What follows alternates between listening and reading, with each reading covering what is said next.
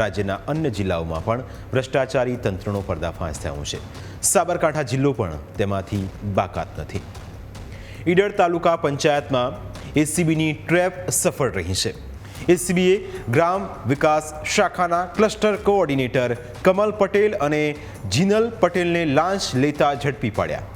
કમલ પટેલ અને જીનલ પટેલ બંને કરાર આધારિત નોકરી કરે છે, જેમાં કમલ પટેલ ઈડરમાં યુવા બીજેપીનો પ્રમુખ છે। તે છેલ્લા 12 વર્ષ કરતાં વધુ સમયથી કરાર આધારિત નોકરી કરે છે। બંને 1.25 લાખ રૂપિયાની લાંચ માગી હતી। ફરિયાદી પાસેથી તેમણે સેગ્રીગેશન એટલે કે કચરાના વિભાજનના કામ માટે લાંચ માગી હતી, જેથી તેમણે એસીબીનો સંપર્ક કર્યો હતો અને ફરિયાદના આધારે એસીબીએ છટકું ગોઠવીને બંને આરોપીઓને ઝડપી પાડ્યા। આ દરમિયાન તાલુકા પંચાયતના બીજા લાંચિયા બાબુઓમાં પણ ફફડાટ ફેલાયો છે।